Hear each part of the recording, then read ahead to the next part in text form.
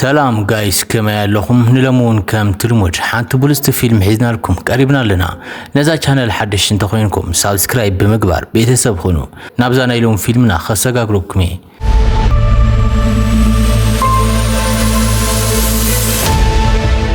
التاريخنا تجمر عبي معرق زلوا ناي امريكا سلاليت نخلته معالتታት ኣብቲ ዝሓደረትሉ ድፋዕ ኮይና ዕላማኣ እንዳተጸበየት የሪየና ኣብቲ ግዜ ዝድማ እቲ ዕላማኣ ብናይ ውልቁ ጀት ናብቲ መዕረፉ ቦታ እንዳቀረበን ትመጽእ ንሳ ድማ ስናይፐር ኣስተኻኺላ ክሳብ ዝወርድ ብትዕግስቲ ትጽበእ ዕላማኣ ድማ ካብታ ጀት ውፅእ ምስ በለ ንሳውን ተኩዛ ተሃርሞ መማቱ መሰረጋገጽ ድማ እቲ ቅልሃ አልዒላ ካብቲ ቦታ ትስወር بخالق مريتنا دما ليف استبهاله ناي قدم وتهدر كاب حيال دقاس بمفرح حلمي انت تستنري ابو تدرنا زمانو بزحلفو عسكا قصتات مخنيات ننشتي ناي امرو حمام تقاليعيو ناي امرو طعنا نمحلاو دما مبزحتي غزيو اب گمگم بحر خوينو اب دياري بمصحفن منفسو بمحداسن يزحلفو ابزي غزي زغن زي تصوبي ملختي بسلكو يمصمو اتا هاغرو اغلغلوت كمزادليان نابتي ناي وق كامبي نخمص دما عزيزوم ويوم نسو دما ات ملخت مس بصحو نابت كامبي مرح قصيلو دما نابوشت مساته بارتولومي استبهال سبيتي تقبلهم اذا سبيتي ناي وتهدر يونيفورم اي تخدنت النيرا مستقبلت دما نمنتاي كابو تدرنا كمستسنابته تحتو نسو دما ناي سنو لبنا حكيم نمنم عينه الاخو بقع كم زي خونه سلازوسنه مخان يردا بارتولومي دما نشتي مس حسبت بدحريو حد شعيه غزهابتو ابز قصل مريتنا دما قدم كبل زرعنا يا سنايبر نيادي مقابر كتري انت تخيد نري دريسات بحال ابت مقابر مسبصح دما بخفو زحمم ابا ابت بوتا نبره مستقمتت دما ناي مودات علامه زهرمتلو طيت هابتو ابا دما كاب حد تلوخه انت تملس زقتلتلو طيت اكيب يقمطلا ابستلوخه زغن ابناي كاميرا عيني كمزاتيتن ازستا دما بز مخنيات كال هي غزا كمزهابوا نغرتهم نسو دما حمام እንዳባእሰ كمزمصن اتوم حكايم نممات حد عمت كمسترفون كمزنغرو يرዳ ابز قصل معلت دما اتليف استبهال وتهدر اب هليكوبتر وشت خوينو ካብ ድቃስን ትነቅሕ ንሪ ናብቲ ስተውሃው ዕየ ገዛ እንዳወሰድ ወዮም ናበይ ይኸይድ ከም ዘሎ ንከይር ድማ ብመደምዘዚ ነፍስ ንኽስሕት ገይሮም እዮም ምስ ነቕሐ ድማ እታ ፓይለት ናቡ ቀሪባ መንነቱ በመረጋጋጽ ናይ ውልቁ ንብረታት ብምሎም ትወስደሉ ዝቕጽል ትእዛዙ አረዲኣ ድማ ተመሊሳ ትወጽእ ሊቭ ኣብዝ ምሽጥራው ቦታ ብፓራሽታው ቢሉ ኮርድ ኣለዎ بات باراشوت وريد دما نويحين أسرچاون قعدتات مستوقعزة ريو زي فلت بدبنا استشفنا قرقادن سفيح قدلن يبزح أبز قصبت جيدي استبهال وتهدر ناوتبوتا قريبو يقبلهم ليف نزو تهدر نمقياري ناوزبوتا زمزة جيدي اندازره اتبوتا زحلولو بصفحات يبررهلو ازي سفيح قزات بخلت أنفزلو وتهدرات يزحلو ليف زحلوه أوزبوتا زيو كلتيهم حلوتي بمنم تأمر مزررابن ركب مفتارن كم زي خلو أصبيق يتنقوه نيزوم حلوتو وانا سرح باب معالتو إذا خبابي بزي مسليشاو معزاب انتخون أبتي جاكاوشتي استسأمي قطر صفر زي بولهم نايبون بمس أولياتات كاب جزينا بجزي محداس يقبو محداسون سرحهم يوم كابتي سفحن مفرحن قرقال وشتي منهم عينت ويزخونا نقر انت توزق اند حريهم بستدالو اللهم أوتوماتيكاو مسارحتات كو قدوم اللهم إذا خبابي بزريو بنوي حصر تخبيبيو اتم حصرات كابستغطم تكنولوجيات استفوليو رادار بملأخ بزخونه ساتلايت اتبوتا نكيري تغيريو قصيلو ازم حصرات بزخونه غاطامي مسرح اندحر اقواريصم دايمت انقاطها دمصي كمسمعن حماق ناي متقعت ملسي كمزهلون يغلصلو اتناي متقعت ملسي انتاي كمزخونه جن اينغورن ناي متنقاطها دمص انتسمي بزخال فتنه كابتخبا من كسور يطنقو ابزبوتا زلو بزحات مسارحتات ب10 شعان اربعات زنوريوم دحري كال ايكونات عالم امريكان روسيان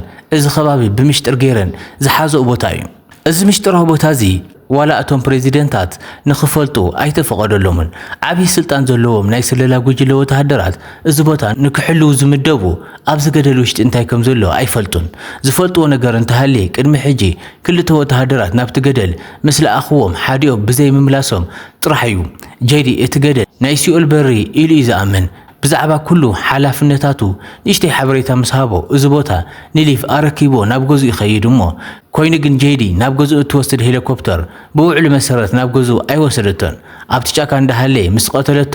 ንባርቶሎሚ ትእዛዝ ከም ዝተፈጸመ ይነግራ። ዝቕፅሉ መዓልታት ድማ ሊቭ ብዝተነገሮ መሰረት እቲ ከባቢ እንትሕልውን እቶም መጻወዳታት እንትሕድስን መሳርሕታት እንተዳልውን ግዚኡ ይሕልፎ።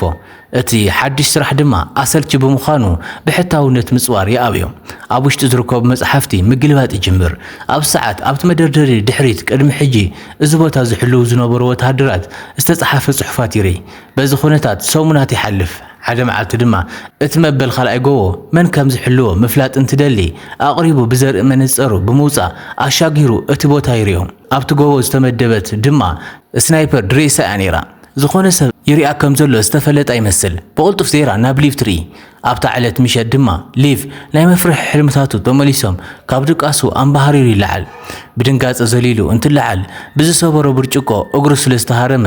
እግሩ እንዳደራረዘን ከሎ ኣብቲ ዝቕጽል ጎቦ ብርሃን ይርኢ። ብቕልጡፍ ድማ እቲ ኣጉሊሁ ዘርኢ መነጽር ኣውፂኡ ይርኢ እሞ ድሬሳ ኣይደቀሰትን ነይራ። እዛ መዓልቲ ናይ ልደታ መዓልቲ ስለ ዝነበረት ንባዕላ ሽምዓ ብሪሃን መስተ ቀዲሓን በይና ልደታ እንዳኽበረት ትርከብ። እቲ መስተ እንዳስኸራን ትመጽእ ግን ኣብቲ ቅድሚታ ዘሎ ጎቦ ንዝሕሉ ዘሎ ወተሃደር ንምዝራብ ወሰነት። ትኹረቱ ንምስሓብ ጥይታ ናብ ላዕሊ እንትትትኮስ ኣብ ወረቐት ጽሒፋ ድማ ሽሙ ንኽነግራ ተሓቶ። ኮይኑ ግን ምዝራብ ከም ዘይተፈቐደሎም ይነግራ። ድሬሳ ግን ኣይገደፎቶን። ልደታ ከም ዝኾነን ዝደለየቶ ምግባር ከም እትደልን ብምዝራብ ክተእምኖ ትፍትን። ሊቭ በይንኻ ምዃን ንዕኡ እውን ኣጨኒቑ ስለ ዝነበረ ብመርገፂኡ ምጽናዕ ኣይከኣልን። ንሱ እውን መስትኡ ቀዲሑ ብርሕቐት እንዳዋግዑን እንዳተጻወቱን እቲ ምሸቶም ይሕልፍዎም። ድሬሳ ድማ ሙዚቃ ከፊታ እንዳሳዕስዐት ናይ ስናይፐር ተኽእልኡ ንኸርእያ ተሓቶ። ቀፂላ ድማ ኣብቲ ዝነበረሉ ቦታ ነቲ ኒኬል ተኩሳ ብምውቃዕ እቲ ፍክክር ጀመረቶ። ሊቭን ስናይፐር ኣውፂኡ ነቲ ብርጭቆ ወቕዖ። ፍክክሮም እንዳወሰኸ መፂኡ እቲ ጥርሙዝ ኣብ ርእሳ ገይራ ንኸወቕዖ ኣዘዘቶ። ንሱ ንምትኳስ እንዳተዳለወን ከሎ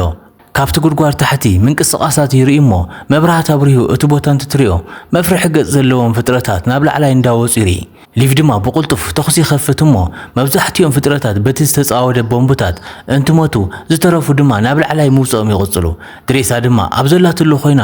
ንሊቭ ምሕጋዝ ትጅምር። በዚ ኩነታት ናይ መጀመርያ ዙር እንትዋፅኡ ድሬሳ ኣብ ዝነበረትሉ ቦታ ሓደ ፍጥረት ከይሓሰበቶ ይመጽእ። ብናይ ሊቭ ሓገዝን በቲ ከባቢ ዝመሉ ቦምብታት መጻወደታትን ተሓጊዞም ነቶም ፍጥረታት ይስዕርዎም። ድሬሳ ድማ ንሓገዞም ምስኪና ብሂወታ ካብ ዘሕለፎቶ ናይ ልደት መዓልትታት እዛ መዓልቲ ዝበለጸት ምዃና ትገልጸሉ። ኣብ ዝቕጽል መዓልቲ ድማ ነቶም መጻወደታት እንዳተኩኡን ዝፈራረሱ ድማ እንዳሓደሱን ከለዉ ፍልይ ዝበሉ ድሮናት ከይሓሰብዎ ይኽሰቱ። ኮይኑ ግን ዝተወሰነ ደቂቓ ምስ ተዓዘቡ ድማ ብቕልጡፍ ይስወሩ። ሊቭን ድሬሳን በዚ ኩነታት ንኣዋርሕ ኣብ ዝመፍርሕ ቦታ ይሕልፉ። ናይ ልደት በዓል እንትበጽሕ ድማ ናይ ልደት ኦም ኣዳልዮም እንኳዕ ኣብጽሕኪ ኢሉ ይጽሕፈላ። ኣብቲ ግዜ ኣብ ዘለዎ ኮይኖም ቺዝን ናይ ሙዚቃ መሳርሕታትን እንዳተጻወቱ ጽቡቕ ግዜ ይሕልፉ። ኣብዚ መዓልቲ ግን ድሬሳ ብጣዕሚ ኸፊእዋ እዩ። ኣቦኣ ብሕማም ምኽንያት ህይወቱ ከም ዝሓለፈ ዝፈለጠትሉ መዓልቲ እዩ ነይሩ። ሊቭ ድማ ካብ ድቃሱ ምስተሰ ብጣዕሚ ሕማቕ መዓልቲ እንዳሕለፈት ከም ዝኾነትን ሓቢርዋ ተዝኾነ ደስት ከም ዝብላ ትገልጸሉ። ሊቭ እቲ ጽሑፍ ምስ አንበበ ናይ ወተሃደር ርእሱ ብዝተፈላለዩ መፍትሕታት ተጨናኒቑ ኣብ መወዳእታ ካብ ክፍሉ ሮኬት ላውንቸር ብምውፃእ እቲ ዝፍንድእ ክፍሊ ብምውጋድ ነዊሕ ገመድ ኣብ ጫፍ ይኣስረሉ። ሓደ ናይ ገመድ ጫፍ ኣብ ጠንካራ ቦታ ብምእሳር ናብ ድሬሳ ይትኩስ። ንሳ ድማ ነቲ ገመድ ብሓጎስ ምስትኦም ምስ ኣሰረቶ ድራር ንኽተዳሉ ኣዚዝዋ ነቲ ዝተለምዎ ምሸት ዓርሱ ምድላው ይጅምር። ጽቡቓት ዕምበባታት ምስ ቆረጸ ድማ ካብቲ ዝነበሮ ቦታ በቲ ገመድ ተንጠላጢሉ እንትዘልል ኮይኑ ግን ብሓይሊ ብዘይ ምዝላሉ ኣብ ማእኸል ጠጠው ይብል። ሕጂ ዝተረፈ ርሕቐት ብኢዱ ምኻድ ጥራሕ እዩ ነይርዎ። ሊቭ ድሕሪ ነዊሕ ጉዕዞ ድማ ኣብቲ ድሬሳ ዘላቶ ቦታ ይበጽሕ። ኣብ መወዳእታ ድማ ፊት ንፊት ብምርኻቦም ይሕጎስ እሞ ብትልሞም መሰረት ድማ ምሸቶም ድራር እንዳበልዑ ብዛዕባ ዝሕለፍዎን ብዛዕባ ቤተሰቦም እንዳተዘራረቡ ይጸንሑ። ዝደመቐን ዘይርሳዕን ምሸት ምስ ሕለፉ ንጎሆ ድማ ሊቭ ናብ ዝተዋህቦ ሓላፍነት ምምላስ ስለ ዘለዎ ናብቲ ገመድ ወፂኡ ናብቲ ቦትኡ ምምላስ ይጅምር። ኣብ ማእኸል ምስ በጽሐ እዞም መፍርሕ ፍጥረታት ኣብ ናቱ ግዝኣት ወፂኦም ይርዮም። ኣብቲ መንደቕ ዝተጻወዱ ቦምቡ ድማ ሃንደበት ይፍንጀር። በዚ ምኽንያት ድማ ናይ ሊቭ ገመድ ይብጠስ እሞ ናብቲ ገደል ይጸድፍ። ድሬሳ እዚ እንትትርኢ ምንም ሰጋእ መጋእን ከይበለት ፓራሹት ብምግባር ናብቲ ገደል ትዘልል። ካብቲ ኣጨናቂ ጸልማት ውሽጢ ሊቭ ኣብቲ ኦም ተንጠላጢሉ እዩ ዘሎ። እግሩ ቅድሚ ምልዓል ድማ ብጣዕሚ ዓብይ ዝኾነ እንስሳ ናቡ ይቐርብ ሊቭ ብድንጋጸ ናብቲ እንስሳ ይትኩስ እሞ እግሩ ኣላቂቑ የምልጥ ቀፂሉ እውን ዘጣብቕ ፈሳሲ ሒዙ ተጣቢቑ ነብሱ ይረኽባ ነብሱ ንምልቓቕ እንትቃለስ ድማ ናይ ምጥባቕ ሓይሉ ድማ እንዳወሰኸ ይመጽእ ሊቭ ኣብ ካልእ ዓብዪ እንስሳ ኣፍ ውሽጢ እንዳኣተወ ምዃኑን ሰፊሕቲ ኣስናኑ ድማ ምስ ረኣየ ብቁልጡፍ ይርድኦ እሞ ኣስናኑ ክገጣጠሙ ንእሽተይ ምስ ተረፎ ድሬሳ ሃንደበት መፂያ ናይቲ ኣራዊት ስኒ ሓደ ብሓደ ሰባቢራ ካብቲ ዝተጣበቆ ነፃ ተውፅኦ ክልቲኦም ወታደራት ኣብዚ ጸልማት ቦታ ብጥንቃቕ ምጓዓዝ ይጅምሩ ብዙሕ ከይረሓቑ ድማ ሰውነቶም ፍርቂ ናይ ኦም ቅርፂ ብዝመሰሉ ፍጥረታት ይኽበቡ በብኣንፈቱ እንዳተኸሰቱ ክቐትልዎም እንትፍትኑ ጥይት ስለ ዝጎድኦም ሊቭን ድሬሳን ሓደ ብሓደ የውግድዎም ኣብቲ ጫካ ውሽጢ እውን መውፅኦም እንዳኣለሹ ዘድንቁን ዘፍርሑን ናይ ሰብ ቅርፂ ዘለዎም ኦማት ይርዩ እሞ እዞም ፍጥረታት ኣብ ሓደ ወቅቲ ድማ ሰባት ከም ዝነበሩ ሊቭ ይርዳእ እሞ ድሕሪ ነዊሕ ጉዕዞ ሓደ ናይ ውግእ ካምፒ ዝነበረ ቦታ ይበፅሑ ናይ ሩስያን ናይ ኣሜሪካን ባንዲራ ኣብቲ በሪ ይምብልበል ነበረ ኣብ ጥቕኡ ዘሎ ቸርች ውሽጢ ብቁልጡፍ ኣትዮም ተሓውኡ ኣብዚ ቸርች ውሽጢ ሰባት ተሓቢኦም ከም ዝነበሩ ግን ድማ ካብቶም ኣራዊታት ስለ ዘየምለጡ ይርድኡ እሞ ብጥልቀት ናብ ውሽጢ እንዳኣተው እንትኸዱ ዓበይቲ ሳሬታት ሃንደበት ካብ ዝተሓብእዎ እንዳመፁ ከጥቅዕዎም ይጅምሩ ሊቭን ድሬሳን ካብቶም ሳሬታት ንምምላጥ እንትፍትኑ ዝበኣሰ ድማ ናይቲ ጫካ ፍጥረታት ተወሰኹ ብቁፅሪ ከም ዝተበለፁ እንትርድኡ ብቁልጡፍ ድማ እቲ ቦምቢ ኣፈንጅሮም እግሪ ያውፅኒ ይብሉ ብዙሕ ከይረሓቑ ኣብ ቀረበኦም ዝርከብ ብእምኒ ተነዲቆ ዝተሰርሐን ብብረት ዝተዓጾን ገዛ ብምርካቦም ብቁልጡፍ ናብ ውሽጢ ኣትዮም ይሕብኡ እቲ ገዛ ኣብ መበል ካልኣይ ኩናት ዓለም ግዜ ሳይንሳዊ ምርምር ዝግበረሉ ላብራቶሪ እዩ ነይሩ ብዙሕ ስለ ዝጸንሐ ድማ እቶም ንብረታት ብምልኦም ብኣቦራ ተሸፊኖም እዮም ኣብ ሓደ ጽጋዕ ዝጸንሐ ናይ ቪድዮ ካሴት ብምርኻቦም ከፊቶም ምርኣይ ጅምሩ እቲ ቪድዮ ድማ ኣብ ተሽዑ ግዜ ኣብዚ ቦታ እዚ ትመራመር ዝነበረት ሳይንቲስት መደረ እንዳገበረት እዩ ዘርኢ ብ1945 ናይ ኣቶሚክ ቦምቢ ምስ ተፈጠረ ድማ ሶቪየት ሕብረትን ምዕራባውያን ሃገራትን ናይ ኬሚካል መሳርሕታት ንምፍጣር ወሲነን እዚ ላብራቶሪ ከም ዝሃነጾ ትዛረብ ኮይኑ ግን ኣብ ምርምሮም ግዜ እቲ ሓደገኛ ኬሚካል ካብቲ ላብራቶሪ ብምምላጡ ኣብቲ ቦታ ንዝነበሩ እጽዋት ብምልኦም ይብክሎም ነዊሕ ግዜ ምስ ኬሚካል ምጽንሕ ድማ ናይ ሰባት ዲኤንኤ ምቕያር ከም ዝጀመረ እንዳረድእ ትርከብ ሊቭ ብቁልጡፍ ድማ እቲ ክፍሊ እንዳዞረ ይምርምሮሞ ኣብ ሓደ ኮምፒውተር ድማ ብዛዕባ እቲ ምርምር ዝተጻሕፈ ጽሑፍ ይርኢ እሞ ኣብ ሳትላይት ድማ እዚ ቦታ ንኸይረኣይ ብራዳር ተሓጺሩ ካብ ጥቕሚ ወጻኢ ከም ዝተገበረ ብቁልጡፍ ድማ ናይ መጠንቀቕታ ኣላርም ከም ዝጽውዕን ናይዚ ቦታ ምስጢር ንምሕላው እቲ ከባቢ ብምሉእ ብኒኩለር ቦምብ ከም ዝውቃዕ የርኢ ሊቭን ድሬሳን ኣብዚ ጫካ ምጽናሕ ከም ዘይኽእሉ ምስ ፈለጡ ብቁልጡፍ ድማ መውፅእ ንምድላይ ወሲኖም ካብቲ ክፍሊ ይወፁ ኮይኑ ግን እዞም ፍጥረታት መጻወዲ ኣዳልዮምሎም ከም ዝነበሩ ኣይፈለጡን ናይ ድሬሳ ብጥይት ዝተመልአ ቦርሳ ኣብ ማእኸል ወዲቑ ይርዩ ቀሪባ ምሳሌ ዕለተ ድማ እግራ ብገመድ ተኣሲሩ ናብቲ ጫካ በቶም ፍጥረታት ትጉተት ሊቭ ብዝተኸኣለ መጠን ኮታ እንዳተኸተለ ኣብ መሬት ታሕቲ ተኳዒቱ ዝተሃነፀ ፋብሪካ ጥቃ ይበፅሕ ኣብቲ ውሽጢ ድማ እዚ ፍጡር ድሬሳ ኣብቲ መንደቕ ኣሲርዋ እዩ ሰውነቱ ብዕንፀይቲ ሙሉእ ብምሉእ ተሸፊኑ እዩ ንሳ ድማ ግዜ ከም ዘይብላ ክተረድኦ ብፃዕረ ሞት ብእግራ ኣውዲቓ ነብሳ ተላቕቕ ብዘለዋ ኩሉ ሓይሊ ተጠቒማ እዚ ፍጡር ብማህረምታ እንዳተነቓቕሕ ዝመፀ ይመስል ንድሬሳ ክቐትላ ሰከንድታት እንትተርፋ ሊቭ ኣብቲ ሰዓት በፂሑ ነቲ ፍጡር ተኩይሱ ሂወታ ይድሕነላ ኣብቲ ፋብሪካ ውሽጢ መውፅእ ቦታ ንምድላይ ንሰዓታት ምስ ተጓዓዙ ድማ ኣብ ሓደ ክፍሊ ዝፀንሑ ናይ ውግእ መኪናታት ይረኽቡ ሊቭ ነተን መኪናታት ተጠቒሙ ካብቲ ገደል ዝወፀሉ መንገዲ ምስ ኣዳለየ ብዝተኻእልዎ መጠን ምብራር ይጅምሩ ኣብቲ ጉድጓድ ጫፍ ምስ በፅሑ ድማ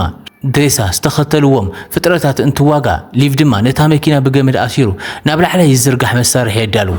ኣብ መወዳእታ ድማ ሓሳቦም ተሳኺዑ እታ መኪና ብዝገርም መልክዑ ናብቲ ገደል ላዕላይ ምውፃእ ትጅምር ኮይኑ ግን እቶም ፍጥረታት ምንም ከይተጸገሙ ናብ ላዕላይ ወፂኦም ይኽተልዎም ሊቭ ብዝረኸበ ኩሉ ናይ ሞትን ሕውየትን ይቃለስ መብዛሕትኦም ድማ ናብ ታሕታይ የውድቖም ኣብቲ ቃልሲ ድማ ንንእሽተይ ንሱ እውን ወዲቑ ነይሩ እዩ እቶም ፍጥረታት ድማ ተስፋ ከም ዘይቆርፁ እንትርዳእ ኣብታ መኪና ዝነበረ ነዳዲ የፍሰሎም ሓዊ ወሊዑ ድማ የቃጽሎም ሓደ ብሓደ እንዳነደዱ ድማ ካብቲ ገመድ ዋላ እኳ እንተውደቖም እቲ ሓዊ ግን ናብታ መኪና ተመሊሱ ሙሉእ ብምሉእ እንትቀሃፀል እቲ ገመድ ብምቁራፅ ነቲ ዝተረፈ ርሕቐት ድማ ብኢዶም ንምውፃእ ይግደዱ ኣብ መወዳእታ ናብ ቦታኦም ተመሊሶም ቁስሎም እንዳሓወን ከለው ድማ ካብዚ ንድሓር ክገብርዎ ዘለዎም ይመኻኸሩ ኣዘዝቶም ድማ ብሂወት ንኽነብሩ ከም ዘይፈቅድሎም ግልጽ እዩ ድሬሳ ድማ ተታሒዝና ንጥፋእ ዝብል ሓሳብ ተቕርበሉ ሊቭ ግን ምጥፋእ ጥራሕ መፍትሒ ከም ዘይኾነን ንሳቶም ተጠፊኦም ካልኦት ወተሃደራት ምትክኦም ከም ዘይተርፍ ይነግራ እቲ ሓደ መፍትሒ ክኾን ዝኽእል ሙሉእ እቲ ከባቢ ኣሰሩ ምጥፋእ እዩ ኣብ ዝቕፅል መዓልቲ ሊቭ ናብ ቦቱ ይምለስ ኣብቲ ቦቱ ምስ በፅሐ ባርቶሎሚ ደው ኢላ እንታይ ሓድሽ ነገር ከም ዘሎ ተሓቶ ሊቭ ድማ ምንም ሓድሽ ነገር የለን ኢሉ ይሕስዋ ባርቶሎኒ ድማ ክልቲኦም ወተሃደራት ናብቲ ገደል እንተኣቱ ብድሮና ሪኣቶም ስለ ዝነበረት ምሕሳቡ ፈሊጣ እያ ቀፂላ ድማ ነቲ መበል ካልኣይ ጎቦ ዝሕሉ ዘሎ ወተሃደር ንክቆትሎ ትእዛዝ ትቦ ንሱ ከም ዘይገብሮ ድማ ትፈልጥ እያ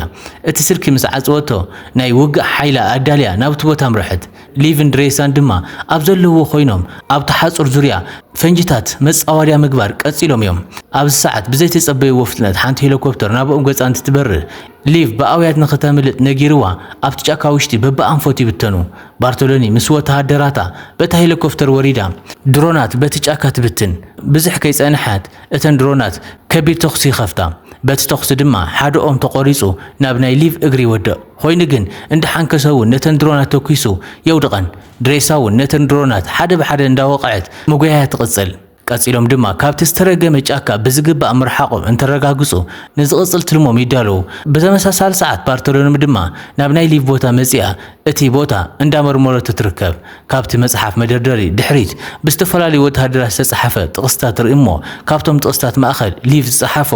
ኣብ ዓይና ይኣቱ ከምዚ ይብል ነበረ ሰለስተ ነገራት ተሓቢኦም ኣይተርፉን ንሳቶምን ፀሓይን ወርሕን ሓቅን እዮም እንታይ ንምባል ከም ዝደለየ ሓሲባ ከይወድአት ሊቭን ድሬሳን